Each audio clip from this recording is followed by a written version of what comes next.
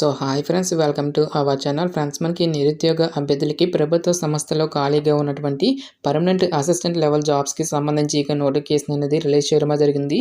So ఈ యొక్క పోస్ట్లకి చేరగానే మనకి 1 lakh పైగానే మనకి శాలరీ అనేది రావడం జరుగుతుంది గైస్.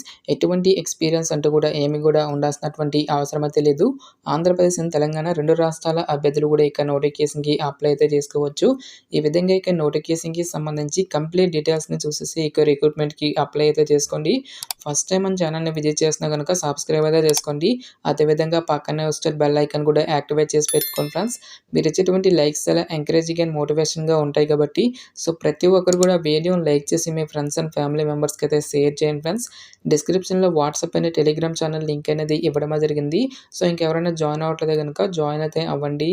ఫ్రెండ్స్, ఇక పోస్టులకి సంబంధించి ఇంపార్టెంట్ డేట్స్ విషయానికి వచ్చేది కనుక February 19th నుంచి కూడా అప్లికేషన్ ప్రాసెస్ అనేది స్టార్ట్ కావడం జరుగుతుంది. ఇక లాస్ట్ డేట్ విషయానికి వచ్చేది కనుక March 6th వరకు కూడా ఇక రిక్రూట్మెంట్కి ఆన్లైన్లో అప్లై చేసుకోవాల్సి అయితే ఉంటుంది. ఈ యొక్క నోటిఫికేషన్కి ఆల్ ఇండియన్ నేషనల్ సిటిజన్స్, మీరు ఏ రాష్ట్రానికి చెందినటువంటి both male and female candidates ఇద్దరు కూడా ఇక వేకెన్సీస్కి అప్లై అయితే చేసుకోవచ్చు.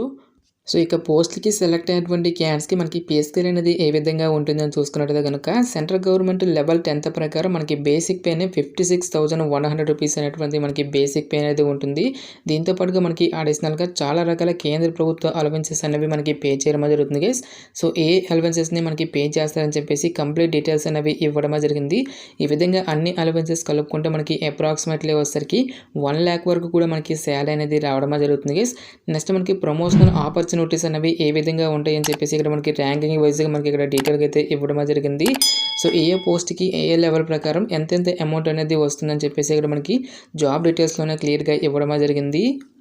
నెక్స్ట్ ఇక పోస్టులకి సంబంధించి అప్లికేషన్ ప్రాసెస్ విషయానికి వచ్చినట్టయితే కనుక ఓన్లీ ఆన్లైన్లోనే అప్లై చేసుకోవాల్సి అయితే ఉంటుంది. అప్లికేషన్ ఫీజుకి సంబంధించిన డీటెయిల్స్ కనుక చూసుకున్నట్టయితే కనుక SC ST క్యాండిడేట్స్ అయితే కనుక ఎటువంటి అప్లికేషన్ ఫీజు అనేది కూడా పే చేయాల్సినటువంటి అవసరం అయితే లేదు. ఈ యొక్క క్యాండిడేట్స్ అందరూ కూడా ఫ్రీగా అయితే అప్లై అయితే చేసుకోవచ్చు గైస్. సో రిమైనింగ్ కేటగిరీకి చెందినటువంటి క్యాండిడేట్స్ అందరూ కూడా 300 రూపీస్ అప్లికేషన్ ఫీజు అయిన దాన్ని ఆన్లైన్లో పే చేయాల్సి అయితే ఉంటుంది. నెక్స్ట్ ఇక పోస్టులకి సంబంధించి సెలక్షన్ ప్రాసెస్ అనేది ఏ విధంగా ఉంటుందని చూసుకున్నట్టయితే కనుక టోటల్గా మనకి 5 స్టేజెస్లో ఇక సెలక్షన్ అయినటువంటి కంప్లీట్ అయితే చేయడం జరుగుతుంది. ఇక్కడ మనకి స్టేజ్ 1కి సంబంధించిన డీటెయిల్స్ సిలబస్ అనేది ఇవ్వడం జరిగింది. ఇంగ్లీష్ లాంగ్వేజ్ నుంచి 25 questions, reasoning and numerical ability, general science and mathematical aptitude, general knowledge అని చెప్పేసి ఈచ్ వన్ టాపిక్ నుంచి 25 మల్టిపుల్ చాయిస్ క్వశ్చన్స్ అనేవి అడగడం అనేది జరుగుతుంది. టోటల్గా మనకి 2 hours పాటు కూడా ఇక టెస్ట్ అనేది కండక్ట్ అయితే చేయడం జరుగుతుంది గైస్. ఓన్లీ ఇంగ్లీష్ లాంగ్వేజ్లో మాత్రమే మనకి ఇక క్వశ్చన్స్ అనేవి రావడం జరుగుతుంది. సో ఎవరైతే ఇక రిటన్ ఎగ్జామినేషన్ని క్లియర్ చేసినటువంటి క్యాండిడేట్స్కి ఫర్దర్గా మనకి స్టేజ్ 2లో ప్రిలిమినరీ సెలక్షన్ బోర్డ్ అనేటువంటి ఈ యొక్క టెస్ట్ అనేది కూడా మనకి కండక్ట్ అయితే చేయడం జరుగుతుంది. సో ఈ యొక్క టెస్ట్లో వచ్చేసరికి మనకి కంప్యూటరైజ్డ్ కాగ్నిటివ్ బ్యాటరీ టెస్ట్తో పాటు పిక్చర్ ప్రిస్క్రిప్షన్ టెస్ట్తో పాటు నెక్స్ట్ మనకి డిస్కషన్ టెస్ట్ అనేది కూడా కండక్ట్ అయితే చేయడం జరుగుతుంది. ఈ యొక్క టెస్ట్ వచ్చేసరికి మనకి ఓన్లీ ఇంగ్లీష్ లాంగ్వేజ్లో మాత్రమే ఉంటుందని చెప్పేసి ఇక్కడ మనకి డీటెయిల్గా అయితే ఇవ్వడం జరిగింది. ఈ యొక్క స్టేజ్ 2ని కూడా క్లియర్ చేసినటువంటి క్యాండిడేట్స్కి ఫర్దర్గా మనకి క్యాండిడేట్ వెరిఫికేషన్తో పాటు నెక్స్ట్ మనకి డాక్యుమెంట్ వెరిఫికేషన్ అనేది కూడా కంప్లీట్ అయితే చేయడం జరుగుతుంది. ఈ విధంగా స్టేజ్ 2ని కూడా క్లియర్ చేసినటువంటి క్యాండిడేట్స్కి స్టేజ్ 3లో మనకి ఫైల్ అండ్ సెలక్షన్ బోర్డ్ అని చెప్పేసి మరొక టెస్ట్ అనేది కూడా కండక్ట్ అయితే చేయడం జరుగుతుంది. ఈ యొక్క టెస్ట్లో వచ్చేసరికి మనకి సైకలాజికల్ టెస్ట్తో పాటు group task and personal interview అనేటువంటి కండక్ట్ అయితే చేయడం జరుగుతుంది. ఈ యొక్క స్టేజ్ 3ని కూడా క్లియర్ చేసినటువంటి క్యాండిడేట్స్కి ఫర్దర్గా మనకి స్టేజ్ 4లో మెడికల్ ఎగ్జామినేషన్ అనేది కూడా కండక్ట్ అయితే చేయడం జరుగుతుంది గైస్. ఈ యొక్క మెడికల్ ఎగ్జామినేషన్ వచ్చేసరికి మనకి న్యూఢిల్లీలో ఉంటుందని చెప్పేసి ఇక్కడ మనకి జాబ్ డీటెయిల్స్లో క్లియర్గా ఇవ్వడం జరిగింది.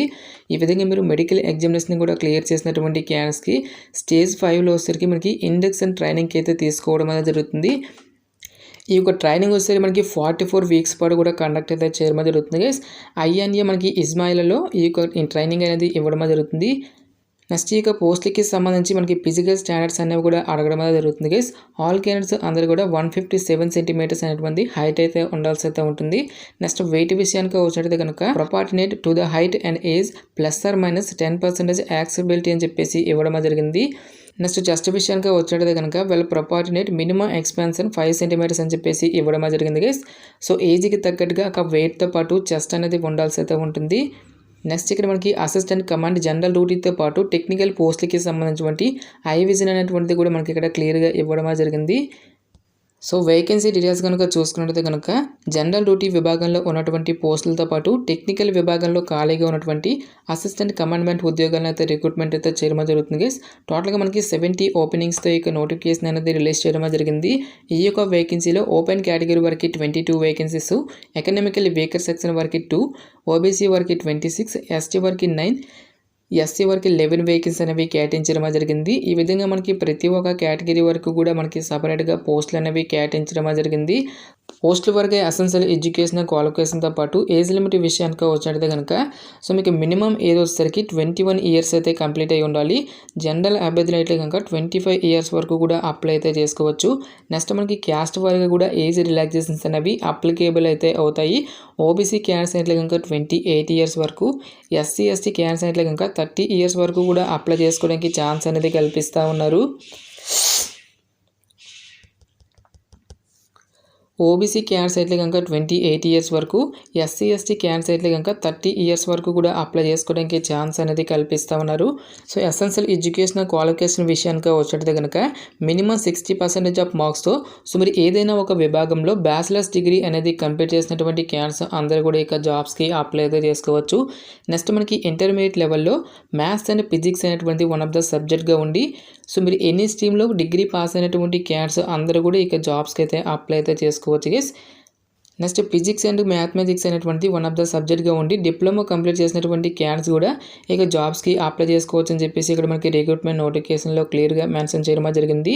నెక్స్ట్ మనకి టెక్నికల్ విభాగంలో ఉన్నటువంటి మెకానికల్ పోస్టులతో పాటు ఎలక్ట్రికల్ అండ్ ఎలక్ట్రానిక్స్ విభాగంలో ఉన్నటువంటి పోస్టులకు వచ్చేసరికి సంబంధిత డిపార్ట్మెంట్లో ఎవరైతే బీఈ ఆర్ బీటెక్ అనేది కంప్లీట్ చేసినటువంటి క్యాన్స్ ఉంటారో ఆ యొక్క క్యాన్స్ మాత్రమే ఇక జాబ్స్కి అప్లై చేసుకోవాల్సి అయితే ఉంటుంది. సో బ్రాంచెస్ కనుక చూసుకున్నట్లయితే కనుక electrical, electronics, telecommunication, instrumentation and control, electronics and communication, power engineering, power electronics అని చెప్పేసి ఈ యొక్క బ్రాంచెస్లో మినిమం 60% ఆఫ్ మార్క్స్తో బీఈ బీటెక్ కంప్లీట్ చేసినటువంటి క్యాన్స్ అప్లై అయితే చేసుకోవచ్చు. నెక్స్ట్ మెకానికల్ విభాగంలో ఉన్నటువంటి పోస్టులకు వచ్చేసరికి naval architecture, mechanical, marine, automotive, mechatronics, industrial and production, metallurgy, design, aeronautical, aerospace అనేటువంటి ఈ యొక్క బ్రాంచెస్లలో మినిమం 60% ఆఫ్ మార్క్స్తో బీఈ ఆర్ బీటెక్ కంప్లీట్ చేసినటువంటి క్యాన్స్ కూడా ఇక జాబ్స్కి అయితే అప్లై అయితే చేసుకోవచ్చు. ఎటువంటి ఎక్స్పీరియన్స్ అంటూ కూడా ఏమి కూడా ఉండాల్సినటువంటి అవసరం అయితే లేదు గైస్. మనకి ఇక నోటిఫికేషన్ వచ్చేసరికి government of India minister of defence కింద పనిచేసినటువంటి ఇండియన్ కోస్ట్ గార్డ్ నుంచి అఫీషియల్గా రిలీజ్ అయినటువంటి యొక్క గ్రూప్ ఏ గెజెటెడ్ ఆఫీసర్ స్థాయి పోస్టులకి సంబంధించిన recruitment notification details. Interest eligible candidates డెఫినెట్గా ఈ యొక్క ఆపర్చునిటీని అయితే యూటిలైజ్ అయితే చేసుకోండి. ఇక నోటిఫికేషన్కి సంబంధించిన లింక్స్ అన్నిటిని కూడా వీడియో డిస్క్రిప్షన్లోను కామెంట్ సెక్షన్లో అయితే మెన్షన్ అయితే చేస్తాను గైస్. ఇంకా ఇక నోటిఫికేషన్కి సంబంధించి మీకు ఎటువంటి డౌట్స్ వచ్చినా సరే నాకు కామెంట్ సెక్షన్లో కామెంట్ అయితే చేయండి. ఇటువంటి మరిన్ని జాబ్ అప్డేట్స్ కోసం మన ఛానల్ని సబ్స్క్రైబ్ చేసుకుని బెల్ ఐకాన్ కూడా యాక్టివేట్ చేసి పెట్టుకోండి. సో ఇది ఫ్రెండ్స్ ఇవాళ వీడియో.